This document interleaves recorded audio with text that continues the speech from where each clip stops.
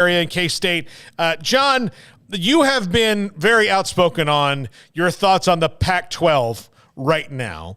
When you heard what George Kliavkoff said this morning, what was your initial reaction? Well, I've got to give him credit. I mean, whoever it was that came up with the line about we haven't decided yet if we're shopping there, whether that was him or whether that was some kind of media consultant or a PR person behind the scenes, tip of the cap. I mean, that I did laugh when I saw that, but I laugh in part because it's one, a good line, but two, does not at all accurately represent reality. I think the reality is if one conference is getting poached out of the two, it's going to be the Pac-12. I don't think the Big 12 is in any kind of position to be poached at all right now. That doesn't mean that the Pac-12 is going to be, and it doesn't mean that the Pac-12 necessarily is going to disintegrate right now. But I think everybody knows what the situation is. And the reality of the situation is that today, I think the bigger thing that happened, other than George Kliavkoff's comments and the fact that he clearly seemed threatened, I thought, just by the tone of all of the comments that he had. The bigger news to me is that Oregon's athletic director came out today and would not commit to saying that they would sign away their grant of rights, and instead was talking about, hey, short-term contracts are better for business.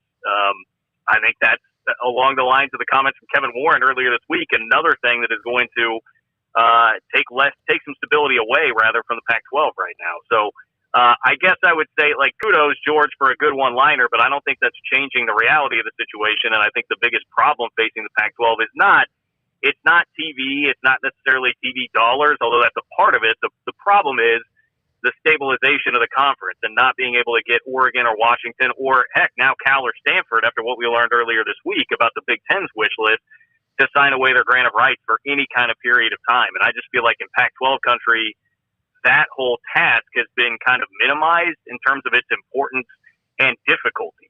And I think that's the real impasse that the Big 12, Big 12 Twitter and Pac-12 Twitter, whatever Pac-12 Twitter is, I think that's kind of the impasse that everybody's at right now. Yeah. When you said, what the Oregon athletic director said that or president said that the, shorter contracts are better for business, all I hear is Jim Phillips going, well, we know in the ACC. We know that they're better for business. We know that we have one for 100 years. We get it. We know. We've heard it all. But going back to the Big 12 versus the Pac-12, one of the things, John, I think is that, and I said this earlier on the show this week, is that the Big 12 is in a stronger position right now because they've already reinvented themselves. They've already started a new thing, which is the only thing they could have done. They could not ever be what they were again, and with Texas and Oklahoma gone, so they reinvented themselves into a new thing that has growth potential with schools like Houston and UCF and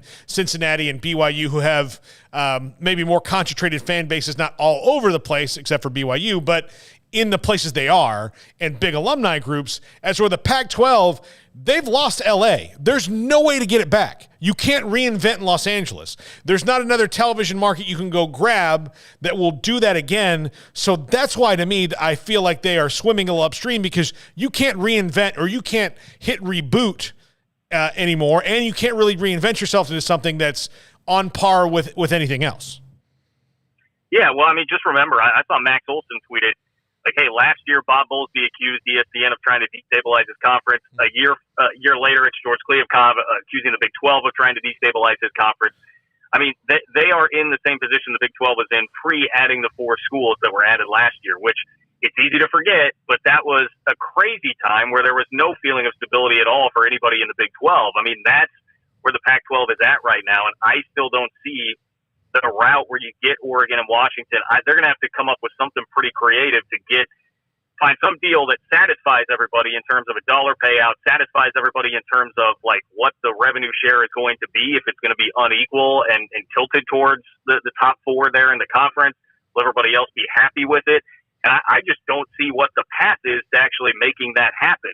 And everybody right now is out for their own interest. That's another thing we remember about a year ago in the Big 12. Everybody talking about where can we wind up?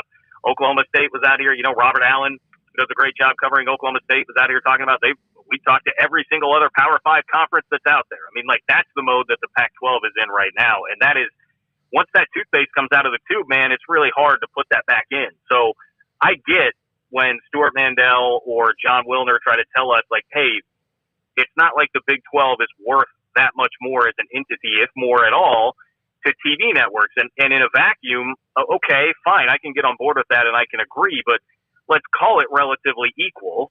Okay, and shout out to Sam Bradshaw, by the way, for the work that he did, once again, cleaning up Stewart's mess on the TV numbers. But even with all of that put aside, like this is not occurring in a vacuum. The situation for the Pac-12 is that if you're in Arizona, you could look at this and say, well, the money's about equal here, but I can go to a league that knows what they are, has that new identity you talked about, and is stable, make the same or more money now if I can bring other teams with me, and we can take over that after dark spot, where it can be Big 12 after dark. If you have, say, 5 teams in that time zone as opposed to just the one right now in BYU, well, now you can use that Pac-12 after dark point against the Pac-12 and say, well, we can take that over. We can get that spot that almost guarantees you 1 million or 1.2 million viewers, no matter who it is that's playing there. And now all of a sudden we have the stability, we have a little bit more money, and we don't have to worry about all the infighting and everything that's going on in the Pac-12 while we sit around and bow at the altar of Oregon and Washington. So I think like that's just the reality of the situation, and I feel like that's being missed. And some of that is that people don't argue it correctly, I think, from the Big 12 side when we get really excited and want to tout what this league is, which I'm all about, but I don't think the Big 12 is worth millions and millions and millions more than the Pac-12 right now. But I think it's everything that I just laid out that makes the difference, and that's why the Big 12 is in a position of power. There's a difference between being in a more stable position and a position of power versus simply just being worth more money in a vacuum.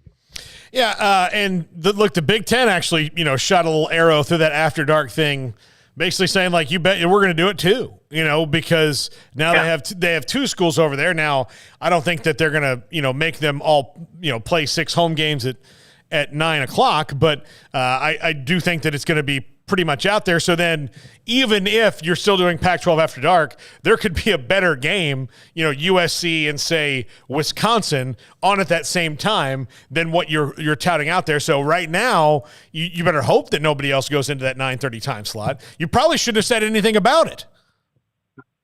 Yeah. Well, I mean, first of all, the funny part about that is USC may not be playing 6 9 o'clock home kickoffs. UCLA might be playing 6 9 o'clock home kickoffs every single year to try and fulfill that for the Big Ten. But you're right. And I mean, this is another advantage, another box check by the Big 12 is just the flexibility in that. Like, yes, if you get the 4 corner schools or sub out San Diego State for one of them, whichever route that you want to go, you'll have some of that covered, but you also have all the way over to everybody in the Eastern time zone within the conference. So you have literally the entire day covered. So yes, the Pac-12 does have that advantage somewhat, but it's going to be neutralized by the Big Ten and the way that they're moving. And then on top of that, the Big 12 can offer TV networks the flexibility of being able to be on all day, literally all day, 11 a.m. to 9 p.m. with the kick times. And that definitely is something that holds value when it comes to TV. Do you think that it would be better for the Pac-12 and Big 12 and ACC to remain the same and hope that this stops it? Or is that naive to think that would even hold here in the next couple of years?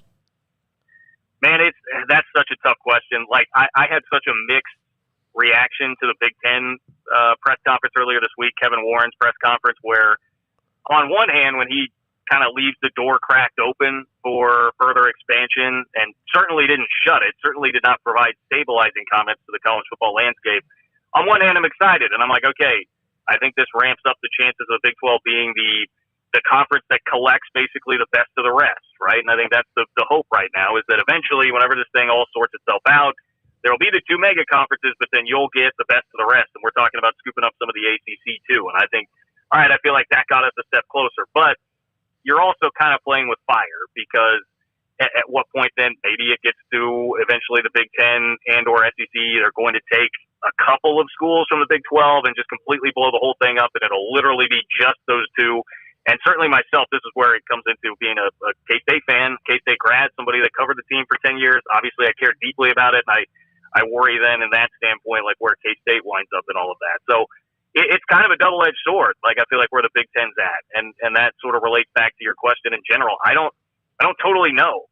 I don't totally know what the answer is to that right now. I just know that Kevin Warren is a guy that does not seem real concerned with that, whereas in the SEC, I mean, Greg Sankey actually seemed like he was. And some of the reporting, the Saturday Down South report in particular, where they came out and said, like, hey, look, we understand the viability of college football is important for the viability of us. This has to be a legitimate product nationally that people are still really interested in for us to continue to make money.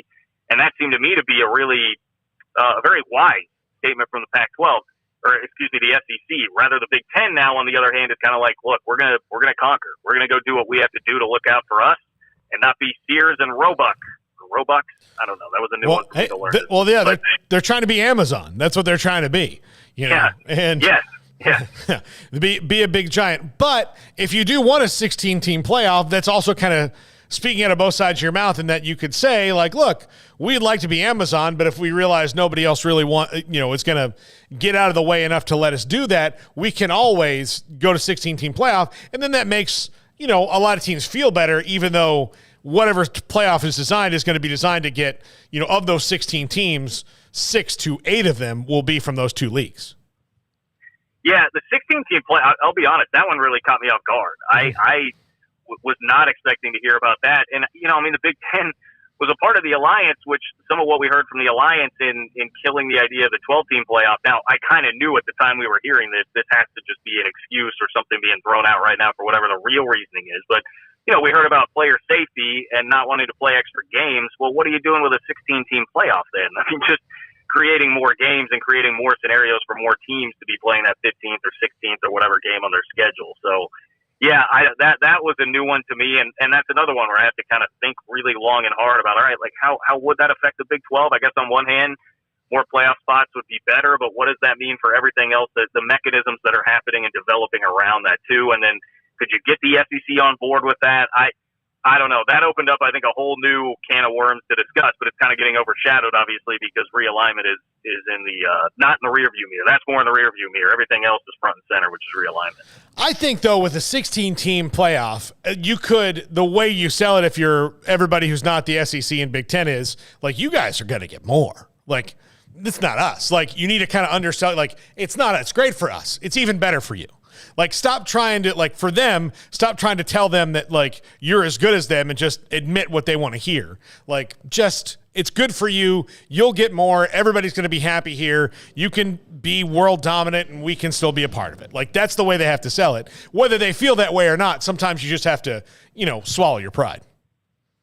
Yeah, and what triggers in my brain when you say that is, like, this is where I'm glad that the Big 12 has Brett Yormark, because I think he's the kind of guy that can understand things like that and will understand, Kevin Warren's the one that even called him like a marketing guru, genius. I can't remember what the specific terminology was that he used. Again, there's been so many quotes from this week, but a guy that understands marketing and understands how to utilize this league now. The appropriate way to go about this is not to take the Jim Phillips route from the ACC and be like, man, wasn't it great 10, 20 years ago, the way this all used to be? I mean, you can't be thinking about that right now, and you can't be thinking about it like that right now. And if you're the Big 12, you have to brand yourself as different and alternative to it. You can't try to play the same game, right, as the Big Ten and the SEC with what they're doing now. So I think these are kind of like ideas adjacent to each other, but that's what really goes off in my brain. Is I love the fact that I think Yormark will not try to do things like that. He will try to be different, and he will try to carve out a new niche for the Big 12 right now and be very aggressive in doing so. John, all this and,